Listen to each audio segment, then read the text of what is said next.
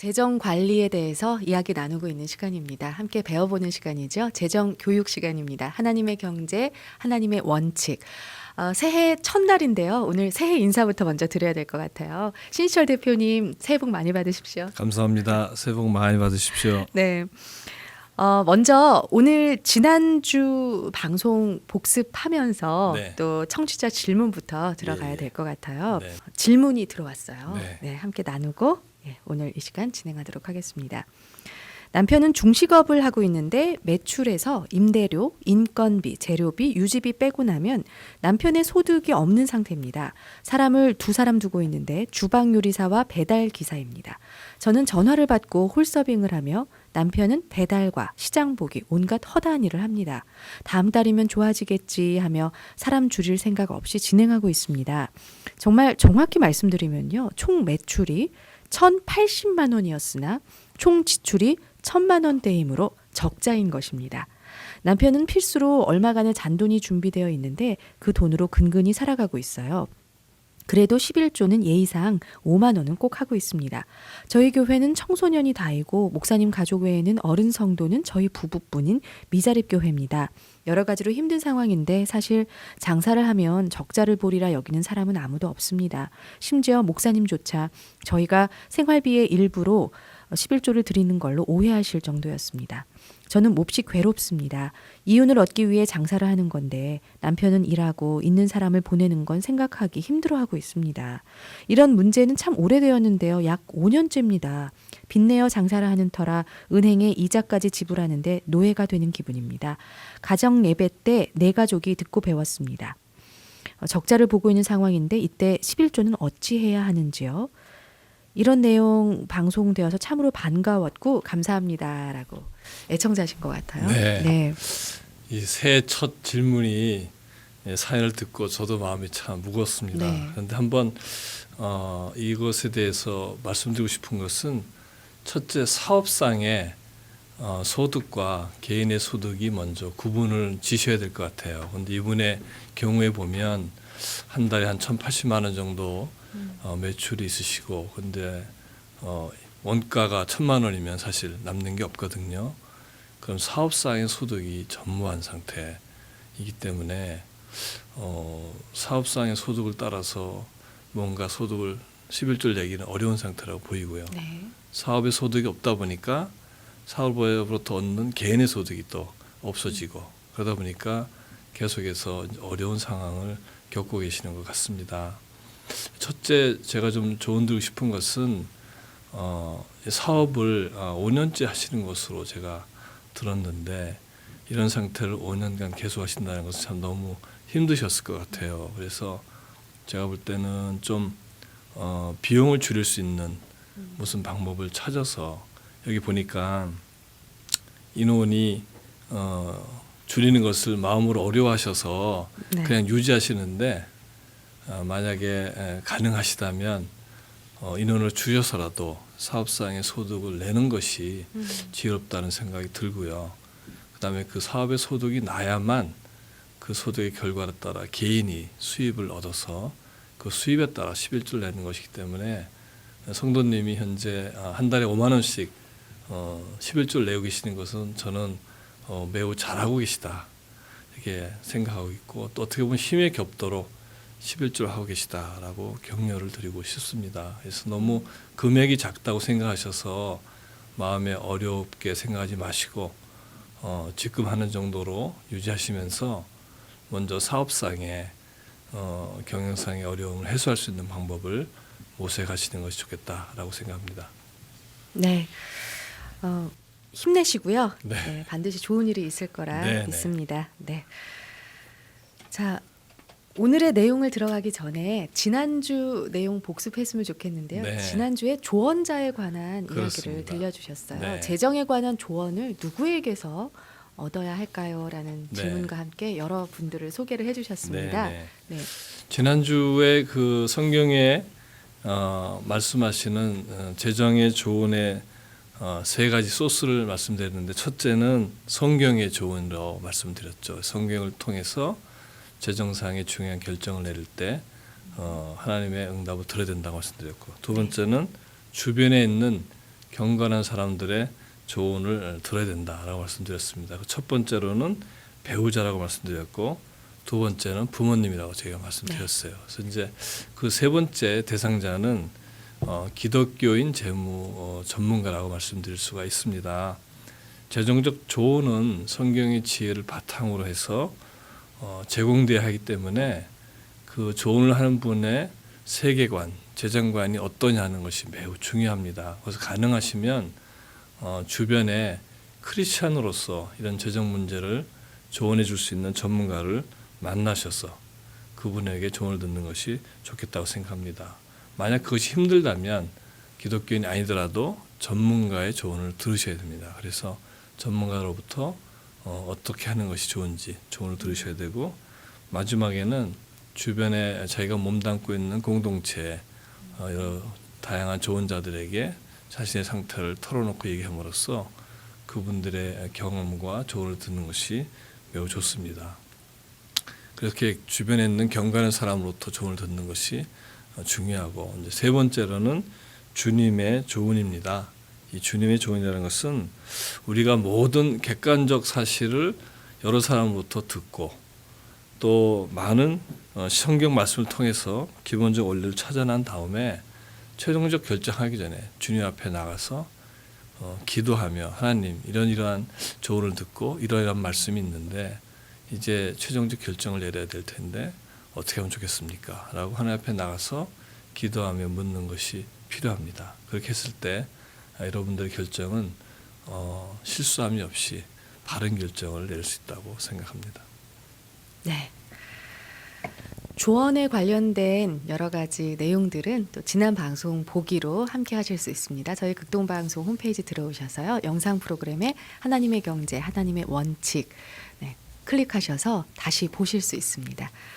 자, 오늘부터 이제 정직에 관련된 부분을 나눠볼 텐데요. 사실 정직하면 손해를 본다 이런 얘기 많이 하잖아요. 그렇습니다. 네, 어떻습니까?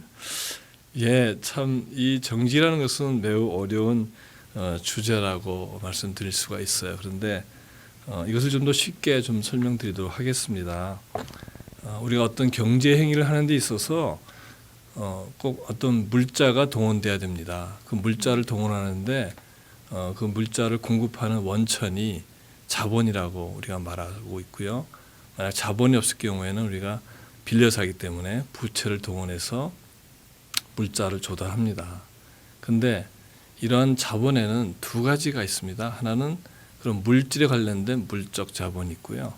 또 다른 자본으로서 영적 자본이라는 것이 있습니다.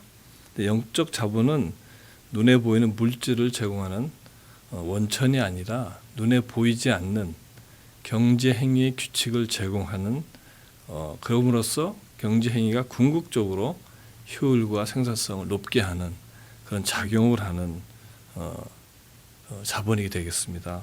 그래서 이 정직이라는 행위는 바로 영적 자본에 속해 있다라고 말씀드릴 수가 있습니다. 물적 자본이 풍부해야 경제가 원활히 작동하는 것과 마찬가지로 영적 자본이 축적되어 있을 때 그 개인과 사회 경제 행위가 더욱 원활하게 작동될 수 있기 때문에 이 정직이라는 것은 매우 중요한 내용이 되겠습니다. 네, 영적 자본을 말씀을 하셨는데요. 네. 이 영적 자본이 실제적으로 적용이 되는 어떤 예가 있을까요? 네, 아주 재미있는 사례를 제가 한번 소개해드리고 네. 싶은데요. 여러분들 다 기억하시겠지만 과거 얼마 전에 중국의 장택민 주석이라는 분이 그 중국을 지도하는 시기가 있었습니다. 그 시기에 중국이 21세기 초강대국이 되기 위한 많은 노력들을 기울였어요.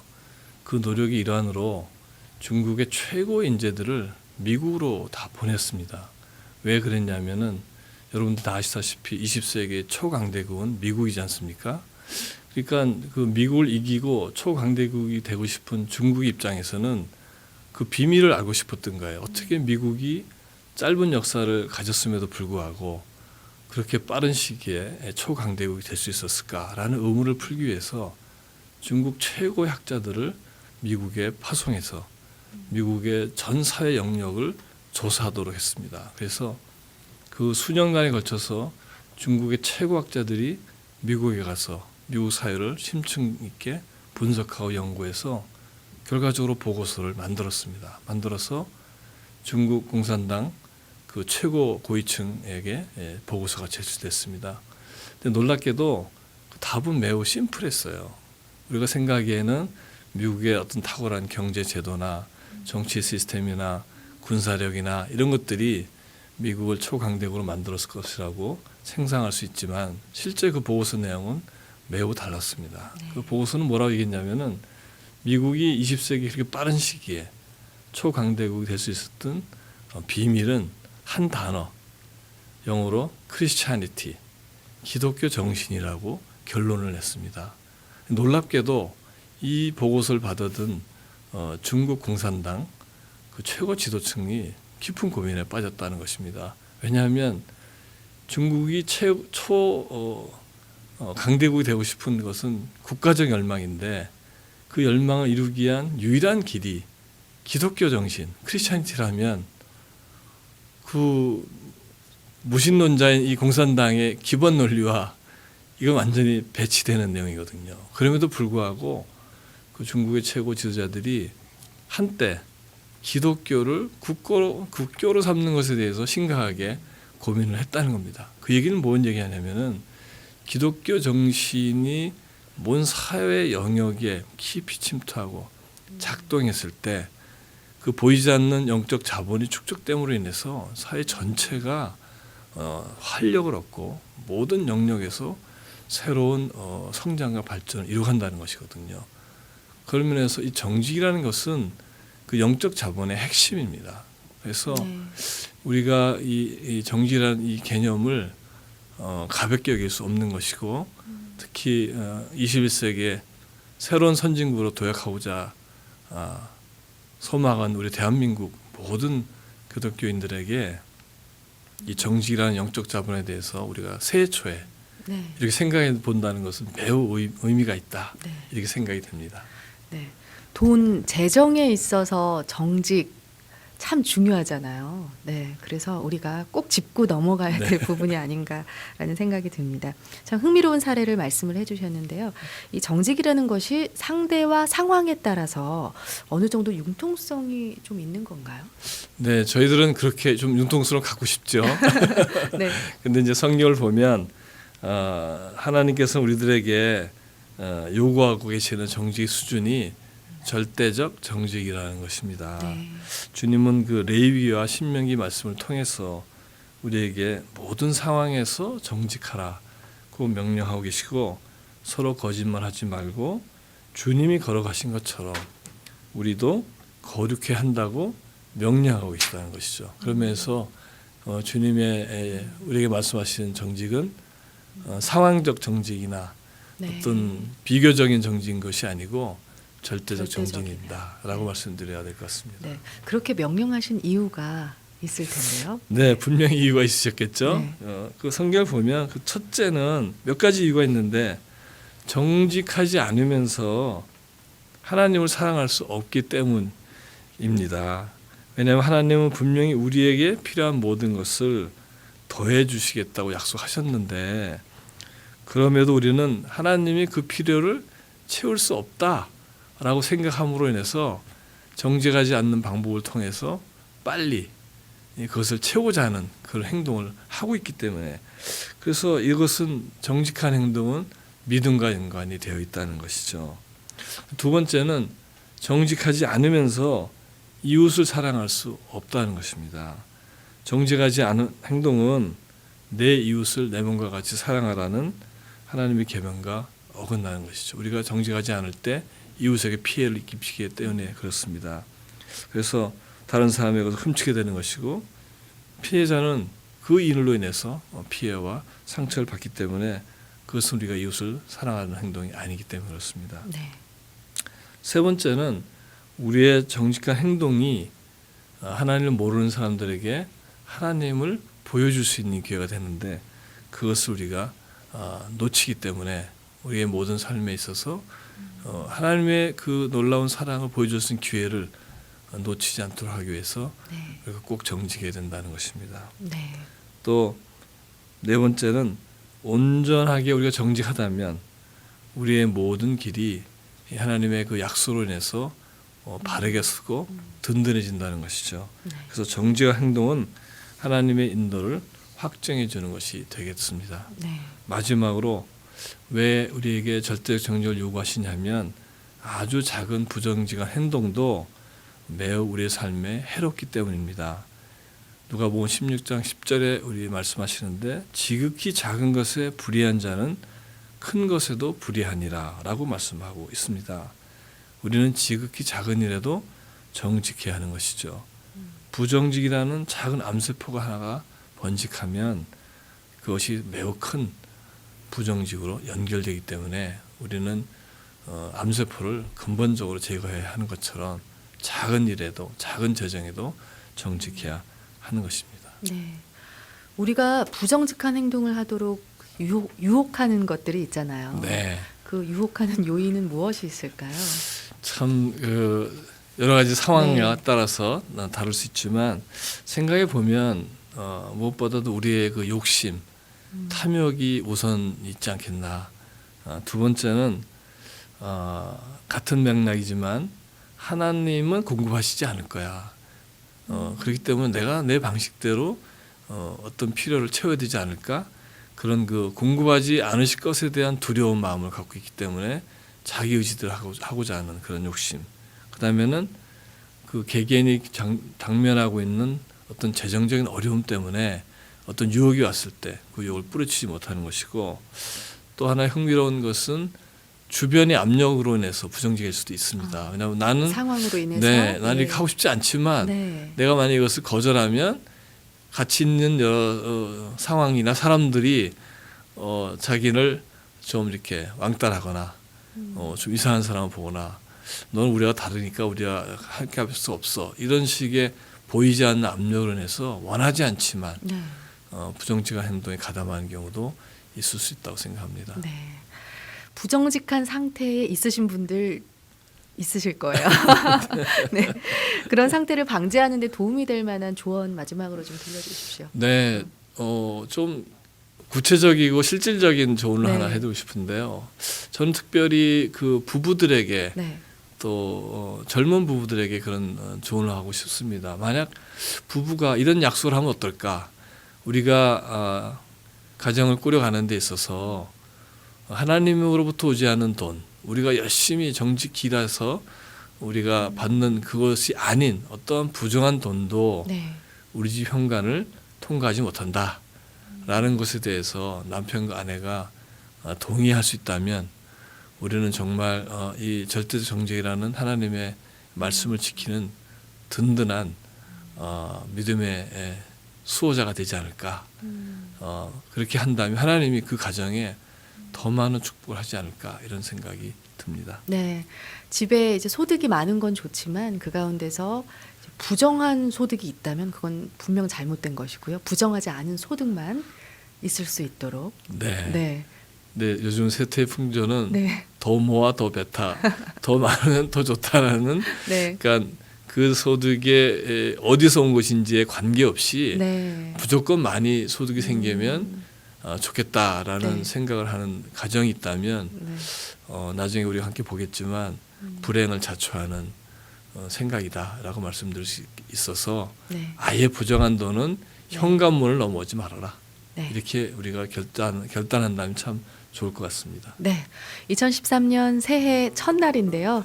네, 오늘 정직에 대한 부분 1차적으로 오늘 네. 나눈 시간이었고요. 오늘 부정한 것들에 대한 또 부분도 살펴봤습니다.